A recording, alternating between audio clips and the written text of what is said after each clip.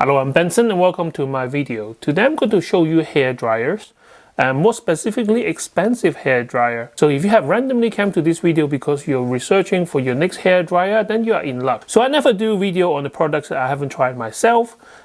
So thank you for Amazon for sending these to me for free for review. Now this is not sent by Panasonic, this is sent by Amazon, so I can say anything about these products, good or bad. It wouldn't affect my standing with Panasonic. And this is a EHNA0JN model, and this has Japanese technology at work. Obviously Panasonic is a Japanese company. So what do you get for £329.99? You get a 1600 watt hair dryer. Now in the old days, we used this power number to decide how good a hair dryer is. But that kind of language has long gone. We all understand now that, to dry your hair, it's not just how hot the air needs to get, but also air volume. But you must be thinking how good or how bad it is. So today we're going to find out. But in terms of presentation, the box is quite well made. They do leave out a bit of cardboard looking on the side here. The box itself, I have to say, is not as premium as the Dyson box that it came in. I have to say the presentation is okay, the graphics and all that is very nice, but they haven't really got the finishing touch like the Dyson. It's still a old brown paper box inside a color sleeve. Don't get me wrong, I'm all for eco-friendly packaging, but at least sell it in such a way. At the end of the day, you are paying £320 odd for a hairdryer. On that topic, on price, so here is a little bit of context and comparison. So here is our day-to-day Dyson hairdryer. You can see my notes here, please ignore that. And a broken dust guard on here. So in the past 6 years, I think I bought it on the launch year, about 2016 or 2017. At that time, I haven't even started this channel or do any review yet. So I bought this hairdryer as a Christmas gift for myself and for my wife. And at that time, I'm pretty sure this one is around the same price and as that, maybe a bit more. I would say about £350 for this hairdryer. Very expensive investment, but to be honest, we love it. For me, I get bad head, so I do need to shower every morning. And to dry my hair quickly and get to work, I use these every morning, and so does my wife. The only thing which didn't work so well in the last 6 years is this plastic dust guard. To be honest with you, most of the time, this one just sits at the end of the cable anyway on the floor. It still have this metal mesh which stop dust from getting into the hairdryer, and it does get really dusty at times, and you just brush it off. Better the dust to be here than actually got stuck into the heat element and cause a fire. I'm not going to drill too much about the Dyson hairdryer. It is really good, and if I am to do a review videos on that, it will be the next model up, or if I trade up for it. If I have to buy it again, I will buy it again, even though it's expensive, because like for example, me and my wife use this 5 days a week. Let's say we don't use it every day, we use it 5 days a week. That's 10 times a week. For 52 weeks times 6 years times 10 times, so we use this machine 3,120 times so far. I got short hair, so maybe a minute for me to get ready in the morning. My wife maybe 10 minutes, but let's just for argument's sake, let's say average is a 2-minute job. Then that means that this machine has been running for 6,240 minutes or 104 hours. So yes, expensive to start with, but if you get so much mileage out of the hairdryer, I think it's worth it. And then on the other spectrum, this is not the cheapest, but this is a good brand. So this one here is $59.40, and I got this for my daughter about a year ago.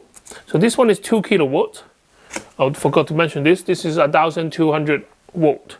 So this one is 2,000 watt heat, and my daughter uses it similar to us, maybe 5 days a week, drying her hair. She got long hair, so this one definitely use a bit longer. Nothing wrong with this. It does work, but I don't like the cable. In Dyson, they use a really soft cable, so it's very nice to move it around and easier to run, and less likely to get tangled. And they get tangled, they get knotted, and and generally speaking, I don't think this one aged very well, because this one here is only 1 year old, and the Dyson is 6 years old. So it still looks very nice. Right, so Panasonic N80J-N. What's so special about this? Why is it £329? Let's have a look. If you're looking to buy, hopefully my information is useful to you. Don't forget to share, like, and subscribe to my channel to help me grow. Sleek design. So the inner box, there's nothing except the outline of your hairdryer. I'll try to be careful with it because I might sell it on to someone else. Okay, so what do you get? So let's start with the obvious part. So you got your instruction booklet, you got your condenser, I guess. So this one to shape the air coming out from the front of your hairdryer. And then you got a diffuser. Sometimes if you have a lot of hair, the air doesn't get through the middle of the hair. And then you use this to actually use like a brush, so the air and the heat can get into the middle of your big lump of hair. And finally, the hair dryer. And that's it. So give you guys a closer look.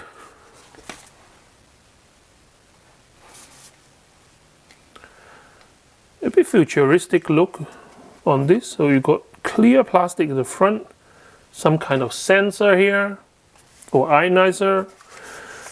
Got a brush, kind of a plastic look to this. Dust filter at the back here. On the side, you got press button. So you got a fan logo button, a heat button, on off button here in the front. That's really strange. Are you supposed to control with your index finger? That's odd. Most should have the button at the thumb level. This I understand. This you can reach on by the thumb. But why is... Anyway, this is why I like Dyson.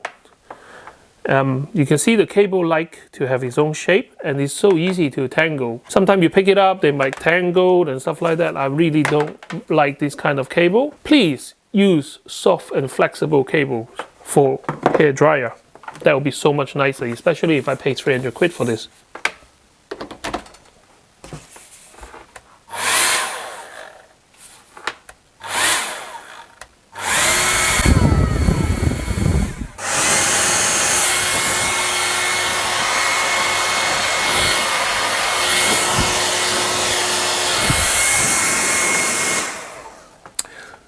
So it's going to be hard to do this kind of video because if the machine is running, then you won't hear what I'm trying to say. But a couple of things I find from the last couple of minutes using this nano hair dryer, a couple of things I really don't like. So for example, why is the button in the front not at the thumb level? I mean, I don't know how many people find this easy to use. I mean, obviously over time, if you have to use this machine for a long time, then you know, muscle memory or stuff like that, can you? I don't even know. You can't really flip. Oh yeah, you can, I guess. So every time you try to use it, it's a struggle. And the other thing really annoys me is that you have settings. For example, I try to speak and use it at the same time, but every time you switch on, it's automatically on the hot level and the maximum fan level. So at the moment, there's 3 lights on for fan. One press will rotate it, so now it's the lowest level. At least hopefully you can hear me from now. But let's say this is on the lowest level and it's on hot. I'm going to switch this machine off. Okay, let's say the next morning I want to use it. What will happen if I switch it on? It's on full blast again. It's like I don't want full blast in the morning, waking up everyone. So, every time you switch it on, you have to straight away press the fan button to reduce it. That does not happen in the Dyson. For example, let me switch on the Dyson. Now, first of all, the thumb button is so much easier to control. And then if I press the lower button, let's say this is the speed that I want in the morning. It's quite quiet actually. And then let's say the next morning we come along to use the hairdryer again. It's on the low level. It doesn't force you to use the strong level every time. Such a simple mechanism. So why do they not incorporate that into the Panasonic model? Both of them cost that much money anyway. But in terms of the air volume, let's do a comparison. So this is max.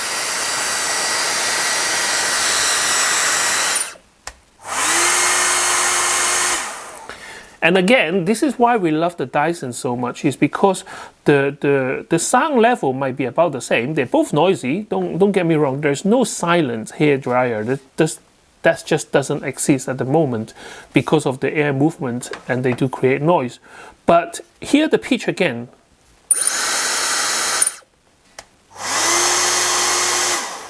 So this one give you a very low swoosh noise, like shh.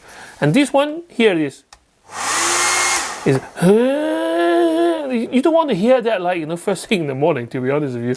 A lot of the time we use it is first thing in the morning before we go to work.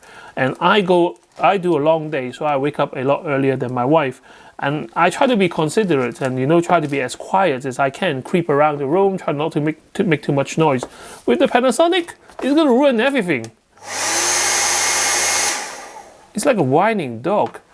But anyway, let's keep an open mind about this and get through the review. A hairdryer, I think we are so used to having a cool button.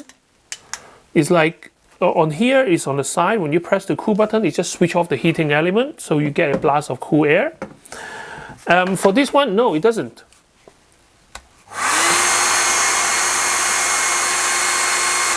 So on the side of the control, you press once, it goes into kind of a hair carrier mode, so it kind of reduces temperature, and then you click it again, it goes into cold mode. You click again, it goes to the scalp mode. You click it again, go to skin mode. What's the different mode? So when you're doing your hair, I guess again, muscle memory is very important for this particular hairdryer. You just have to remember that 1 click, 2 click is where it's cold. And then 1 click again, it goes to scalp, so you can get closer to your scalp. And then 1 click again if you are drying hair on your forehead, for example. So the skin function is for that. So you don't want a blast of hot air or on your face, which dry out your skin. I mean, overall, don't get me wrong, this is a very nice hairdryer compared to a 59 quid Toni & Guy hairdryer. Sorry, I name and shame that person. But if I'm to choose between these two, I'm sticking with my 6 years old Dyson. I won't jump up and down for joy because I got the free hairdryer to replace this one. No, I'm going to stick with my 6 years old hairdryer. If you are going to buy the Panasonic hairdryer for 300 quid, I guess you really need to love the technology which make your hair shiny and soft. I don't think this one have anything in the front. There's no sensor, they don't dispense mineral or anything like that, but this one here does. But all my video is not scripted, so this is for you to decide how good or how bad this is. So leave in the comment section if you have this hairdryer, you love this hairdryer, the reason why you love this hairdryer. Does it actually make your hair shiny and you know, soft? Please let me know. Finally, so attachment. So these are just cheap plastic, and they do have the function. Dyson do come with them as well. Dyson have a magnetic one. We don't really use it because we only dry our hair anyway. We don't really use it to style as much because we're not really that stylish person. But the Dyson one just stick on and you need to just remove, which is quite, you know, state of the art for that time. This one here is fiction, so I guess you have to push it in.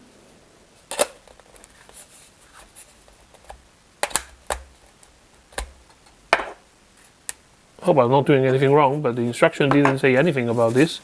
Anyway, so this one here condense the air. Yep, I think it just clicked in.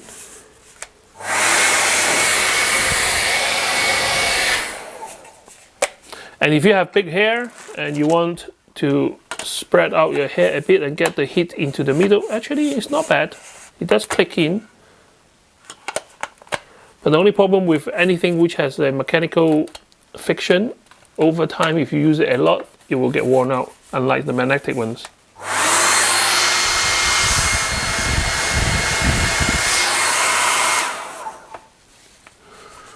So that's the end of the review. I know it's a short review here, but there is not a lot to talk about this hair dryer apart from that it works and is expensive.